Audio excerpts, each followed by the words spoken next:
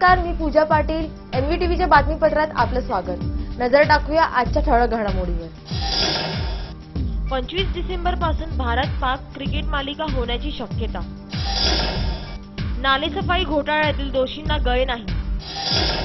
Smart सिटीमधून Navi Mumbai बाहेर, सत्ताधारी काँग्रेस पक्षाने फेटाळला प्रस्ताव. कोणी कितीही विरोध केला तरी आम्ही स्मार्ट सिटी योजना राबवणार, आमदार मंदाताई म्हात्रे यांचे प्रयत्न. नवी मुंबईतील नागरिकांना चांगल्या सुखसुविधा देण्यासाठी आमदार मंदाताई म्हात्रे यांनी मुख्यमंत्र्यांशी पत्रव्यवहार करून नवी मुंबईचा स्मार्ट सिटीमध्ये समावेश करून घेतला होता. राष्ट्रवादी काँग्रेसने केवळ टक्क्यांच्या लालसापोटी महासभा बैठकीत प्रशासनाने स्मार्ट सिटीला पाठिंबा देण्यासाठी आणलेल्या प्रस्तावाला सत्ताधारी राष्ट्रीय काँग्रेस पक्षाने बहुमताच्या जोरावर नामंजुरी करून आपला राजकीय डाव यशस्वीरित्या पार पाडला. कोणी कितीही विरोध केला तरी आम्ही नवी मुंबईच्या जनतेच्या हितासाठी स्मार्ट सिटी योजना राबवणार, आमदार मंदाताई म्हात्रे यांचा प्रयत्न. केंद्र सरकारच्या स्मार्ट सिटी योजनेत राज्यातील 10 शहरांची निवड झाली आहे. त्यामध्ये नवी मुंबईचाही समावेश असावा, यासाठी आमदार मंदाताई म्हात्रे यांनी मुख्यमंत्र्यांशी पत्रव्यवहार करून नवी मुंबईचा स्मार्ट सिटीमध्ये समावेश करून घेतला होता. त्यानुसार स्मार्ट सिटीच्या सहभागासाठी पालिका प्रशासनाने 3 महिन्यांपासून चांगलीच कंबर कसली. वेगवेगळ्या स्पर्धा, नागरिकांच्या सूचना, जनजागृती आदी विविध उपक्रम प्रशासनाने राबवले होते. या काळात पालिकेच्या स्मार्ट सिटी योजनेत शहरातील 4,47,000 नागरिकांनी आपला सहभाग नोंदविला होता व स्मार्ट सिटी संदर्भात आपल्या सूचना व सुझाव कल्पना नोंदविल्या. स्मार्ट सिटीसाठी घेण्यात आलेल्या चित्रकला स्पर्धेत 1.5 लाखाहून अधिक विद्यार्थी सहभागी झाले होते. सिडकोच्या स्मार्ट सिटी प्रदर्शनाच्या उद्घाटन प्रसंगी मुख्यमंत्री देवेंद्र फडणवीस यांच्या उपस्थितीत युरोपियन देशासोबत पालिकेने स्मार्ट सिटीसाठी करारही केला. सुप्रसिद्ध संगीतकार शंकर महादेवन यांच्या हस्ते स्मार्ट सिटी वॉर रूमचा शुभारंभ करण्यात आला होता आणि नवी मुंबईच्या जनतेनेही नवी मुंबईचं स्मार्ट सिटीत रूपांतर व्हावं यासाठी पाठिंबा दर्शविला होता. पण गेल्या 20 वर्षापासून नवी मुंबई महानगरपालिकेत ज्या नवी मुंबईकरांच्या जीवावर राष्ट्रवादी काँग्रेस पक्ष एकहाती सत्ता उपभोगत आहे, त्याच नागरिकांच्या पाठीत खंजीर खुपसून राष्ट्रवादीने केवळ टक्क्यांच्या लालसेपोटी महासभा बैठकीत प्रशासनाने स्मार्ट सिटीला पाठिंबा देण्यासाठी आणलेल्या प्रस्तावाला सत्ताधारी राष्ट्रवादी काँग्रेस पक्षाने बहुमताच्या जोरावर नामंजूर करून आपला राजकीय डाव खेळला आहे. आमदार मंदाताई म्हात्रे यांनी नवी मुंबईच्या जनतेला चांगल्या दर्जेदार सुखसुविधा सहजरित्या उपलब्ध व्हाव्या, त्यांचे जीवनमान सुधारावे, नागरिकांना चांगल्या सुखसोयी मिळाव्या यासाठी स्मार्ट सिटी योजनेकरिता त्या सतत प्रयत्नशील आहेत. परंतु काही तत्कालीन नेत्यांच्या तुबड्या भरणार नाहीत म्हणून या योजनेला विरोध केला जात आहे. कुणीही कितीही विरोध केला तरी आम्ही ही योजना आणणारच, असे आमदार मंदाताई म्हात्रे यांनी म्हटलंय. मला आज असं सांगायचं आहे की जे नवी मुंबईचे महापौर आहेत सुधाकर सोनवणे, आज ते महापौर झाल्यापासून त्यांना महापौर बंगला अद्यापर्यंत देण्यात आलेला नाही. आणि हा काय दलित समाजाचा अपमान नाही का? आणि जवळजवळ महापौरांच्या इथं कोण राहतं, नेमकं कुणाची बिलं होतात, कोण जेवतं, कोण चहा पाणी पितं, त्याची चौकशी नको व्हायला? मी ऐकताना स्वतः पत्र दिलेलं आहे की महापौर बंगल्याची पूर्ण चौकशी व्हावी आणि तिथे नेमकं कोण राहतं. का महापौरांना अजून बंगला दिला नाही? जर तुम्हाला वाटतं महापौराचा अपमान झाला खुर्चीवर बसण्यासाठी, तर महापौरांना तुम्ही इतके दिवस का बंगला दिला नाही? बिचारे झोपडपट्टीत अजून राहतात, तिथून येतात नवी मुंबईमध्ये.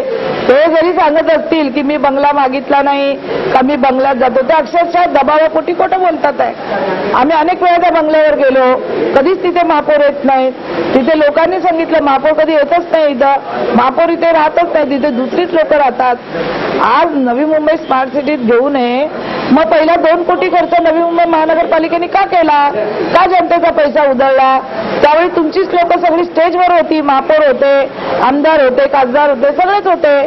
मग तुम्ही स्मार्ट सिटीमध्ये ही जर स्मार्ट सिटी तुम्हाला नको होती तर गेले 2 महिने तुम्ही सगळा एवढा खर्च करून लोकांचा पैसा वेस्ट का केला? आणि आता अचानक तुम्हाला दिव्य स्वप्न पडलं की आम्हाला ही स्मार्ट सिटी नको, आम्ही तिथले शिल्पकार. अरे शिल्पकार कोण आहे हे जनतेला माहिती आहे. सिडको शिल्पकार आहे हे सर्व जनतेला माहिती आहे. सिडकोने प्लॉट दिले, सिडकोने सर्व काही दिलं, म्हणून महानगरपालिका पण उभी राहिली जनतेच्या पैशातून, टॅक्स रूपाने. कोणी काही स्वतःच्या खिशातून येऊन कार्यक्रम केलेला नाही आहे. उलट ही पालिकेमध्ये गेले वर्षभर 1 रुपयाचं सुद्धा काम झालेलं नाही.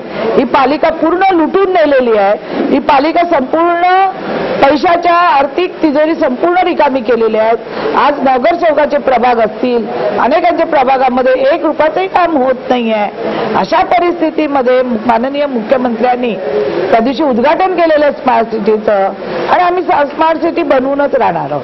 जर जे सत्ताधारी आहेत नवी महानगरपालिकेमध्ये त्यांनी जर स्मार्ट सिटीसाठी कठोर विरोध केला तर तुमचं पुढचं स्टेप काय असेल, पुढचं पाऊल काय असेल? ते पुढचं पाऊल आम्ही तुम्हाला दाखवून देऊ. उद्या आमचं भाजप आणि शिवसेनेचं उद्या आंदोलन आहे शिवाजी चौकामध्ये 4 वाजता. हे आम्ही 4 लाख जनतेच्या बरोबर आहेत. 4 लाख लोकांनी सांगितले स्मार्ट सिटी पाहिजे, लोकांना विकास पाहिजे, लोकांना पाणी पाहिजे, लोकांना रस्ते पाहिजेत, लोकांना चांगले हॉस्पिटलची आरोग्याची सेवा पाहिजे, शिक्षण पाहिजे. हे जर सर्व लोकांना पाहिजे असेल तर आम्हाला स्मार्ट सिटी द्यायला सरकार करतोय, केंद्र शासन. आतापर्यंत काय यांनी केंद्र शासनाचे पैसे घेतले नाही का? हे रस्ते कोणाच्या जीवावर झाले? केंद्र शासनाच्या जीवावर झाले, राज्य शासनाच्या जीवावर झाले. मग आतापर्यंत तुम्हाला पैसा चालत होता आणि लगेच अचानक तुम्हाला दिव्य स्वप्न पडलं की आम्हाला स्मार्ट सिटी नको का? तुमचं अस्तित्व हलायला लागलं म्हणून स्मार्ट सिटी नको. 4 लाख लोकांच्या भावनेशी आम्ही खेळ करून देणार नाही. आम्ही लोकांच्या बरोबर आहोत आणि लोकांच्या विकासामध्ये आम्ही जनतेच्या पाठीमागे ठामपणे उभे राहणार आहोत. नवी मुंबईच्या नागरिकांनीही स्मार्ट सिटीला पाठिंबा दर्शवलाय. नवी मुंबई ही स्मार्ट सिटी झालीच पाहिजे. काही नेते स्वतःच्या स्वार्थासाठी नवी मुंबईतील स्मार्ट सिटीला विरोध करत असतील तर त्यांनी त्याचा स्वार्थ बाजूला ठेवून जनतेच्या हिताला प्राधान्य द्यावे असे मत नवी मुंबईच्या नागरिकांनी व्यक्त केले. व्हिडिओ जर्नलिस्ट सूरज सोबत राज, MVTV. एपीएमसी हद्दीत मोटारसायकल चोरी करणाऱ्या 2 आरोपींना अटक करण्यात आली असून एपीएमसी पोलिसांना यश मिळाले. अटक आरोपींकडून आतापर्यंत 9 मोटारसायकल हस्तगत करण्यात आल्या असून त्यांच्याकडून मोटारसायकल चोरीचे 9 गुन्हे उघडकीस आले. एपीएमसी हद्दीत मोटारसायकल चोरी करणाऱ्या 2 आरोपींना अटक करण्यात एपीएमसी पोलिसांना यश मिळाले. अटक आरोपीकडून आतापर्यंत 9 मोटारसायकल हस्तगत करण्यात आल्या असून त्यांच्याकडून मोटारसायकल चोरीचे 9 गुन्हे उघडकीस करण्यात आले. मागील काही दिवसांपूर्वी त्यांनी आणखी मोटारसायकली चोरी केल्याचे तपासात निष्पन्न झाले असून त्या दृष्टीने अधिक तपास चालू आहे. सदर गुन्ह्याच्या तपासात पोलीस उपआयुक्त शहाजी उमाप, अरुण वालतुरे, वाशी विभाग व विपोनी सौ माया मोरे, पोनी प्रमोद रोमन यांच्या मार्गदर्शनाखाली उपरोक्त पथकाने महत्त्वाची भूमिका बजावली आहे. Bureau report, MVTV. माती मिसळून कचऱ्याचे वजन वाढवायचे आणि त्यामधून कोट्यावधी रुपयांची माया गोळा करायचे प्रकार करणाऱ्या सिडकोतील टोळीच्या सखोल चौकशी करून दोषी कर्मचारी, अधिकाऱ्यांचे वेतन आणि देयकांच्या रकमेतून या घोटाळ्याची रक्कम वसूल करावी अशी लेखी मागणी शिवसेना व काँग्रेसने केली आहे. बुधवारी सिडको व्यवस्थापकीय संचालक संजय भाटिया यांच्याकडे कंत्राटदार व सिडको अधिकाऱ्यांनी केलेल्या कचरा घोटाळ्याची पोलखोल केल्यानंतर सामान्य नागरिक ते राजकीय प्रतिनिधी अशा सर्वांनी संताप प्रतिक्रिया नोंदवल्या.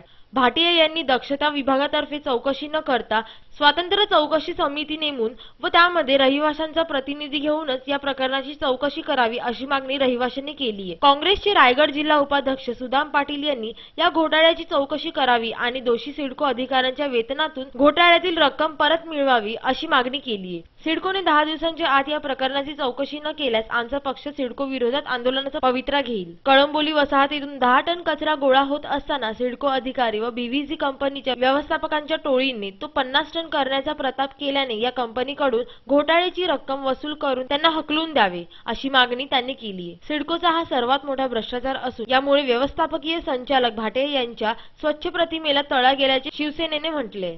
नालेसफाई घोटाळ्यात अडकलेले अधिकारी किंवा कंत्राटदारांची कोणतीही परिस्थितीत गय केली जाणार नाही. दोषींविरुद्ध लवकरच गुन्हा दाखल करण्यात येणार आहे. नालेसफाई घोटाळ्यात अडकलेले अधिकारी व कंत्राटदारांची कोणत्याही परिस्थितीत गय केली जाणार नाही. दोषींविरुद्ध लवकरच गुन्हा दाखल करण्यात येणार आहे. न्यायालयात धाव घेणाऱ्यांना दिलासा मिळू नये याची काळजी घेण्यात आली आहे असे पालिका प्रशासनाने बुधवारी स्थायी समितीच्या बैठकीत स्पष्ट केले. त्याचबरोबर नालेसफाईचा गोपनीय अहवाल फुटल्याप्रकरणी चौकशी करण्याचे आश्वासनही नगरसेवकांना देण्यात आले. परिणामी आयुक्तांविरुद्ध सभागृहात अविश्वासाचा ठराव मांडण्याची भाषा करणारी शिवसेना एकाकी पडल्याचे चित्र बैठकीत दिसत आहे. डोंबिवलीजवळ कटाई नाका ते खालापूरमधील हाळेफाटा मार्गावर कल्याण ते अंबरनाथ दरम्यान महाराष्ट्र औद्योगिक महामंडळाच्या जलवाहिनीमधून पाणी चोरी करण्याविरुद्ध जोरदार कारवाई सुरू आहे. कमी पावसामुळे नागरिकांवर पाणी कपातीचे संकट ओढावले असताना MIDCच्या 600 दशलक्ष लिटर पाणी वाहून नेणाऱ्या जलवाहिन्यांमधून पाणी चोरी होते. स्थानिक जलमाफियांच्या साथीने सर्व्हिस सेंटर, ढाबे, चाळींना आदी MIDCच्या जलवाहिन्यांमधून चोरून पाणी पुरवठा केला जाते. त्यानंतर कल्याणमधील नेवाळी व द्वारली भागात MIDCच्या अभियंत्यांनी मंगळवारपासून अवैध जोडण्या शोधून त्याविरुद्ध कारवाई सुरू केली. पाणी चोरांनी पाईप जमिनीखालून अत्यंत खोलवरून आपल्या उद्योगाच्या व राहण्याच्या ठिकाणी हे पाईप नेले असल्याने दिवसभरात जमिनी घालून फक्त 8 ते 10 जोडण्यात तोडता येत आहे. पुढील 2 दिवसात ही कारवाई सुरू राहणार असल्याचे अभियंता आर महाजन यांनी सांगितले. काही महिन्यांपूर्वी कल्याण डोंबिवलीतील 300 अवैध जोडण्या तोडूनही ऑक्टोबरमध्ये 60 तर नोव्हेंबरमध्ये 70 जोडण्या तोडण्याची कारवाई MIDCच्या अभियंत्यांनी केली होती. सध्या कारवाई चालू असून अजूनही 200 अवैध जोडण्या असल्याची शक्यता वर्तवण्यात आली आहे. भारत आणि पाकिस्तान यांच्यात क्रिकेट मालिका होण्याची शक्यता आहे. 24 डिसेंबर ते 5 जानेवारी या दरम्यान ही मालिका खेळवण्यात येणार असल्याची माहिती सूत्रांकडून समजत आहे. 24 डिसेंबर ते 5 जानेवारी या दरम्यान भारत आणि पाकिस्तानात होणाऱ्या या मालिकेला भारत सरकारकडूनही हिरवा कंदील मिळाल्याचे समजते. पाकिस्तानी क्रिकेट बोर्डच्या विश्वसनीय सूत्रांच्या मते 3 वन डे आणि T20 सामने या मालिकेत खेळवण्यात येण्याबाबत चर्चा झाली आहे. तसेच सूत्रांच्या माहितीनुसार ही मालिका श्रीलंकेमध्ये होण्याची शक्यता आहे. या मालिकेनंतर दोन्ही संघ कोलंबियाहून न्यूझीलंड आणि ऑस्ट्रेलियाच्या दौऱ्यासाठी रवाना होतील. या दरम्यान भारत आणि पाकिस्तानच्या संघांमधल्या क्रिकेट मालिकेबाबत गेल्या अनेक दिवसांपासून चर्चा सुरू आहे. मात्र परराष्ट्र मंत्री सुषमा स्वराज या सध्या पाकिस्तानाच्या दौऱ्यावर आहेत. म्हणूनच या मालिकेविषयी निर्णय घेण्याची शक्यता होती. त्यामुळे याबाबत लवकरच अधिकृत घोषणा होऊ शकते. आजच्या बातमीपत्रात इतकंच. नमस्कार.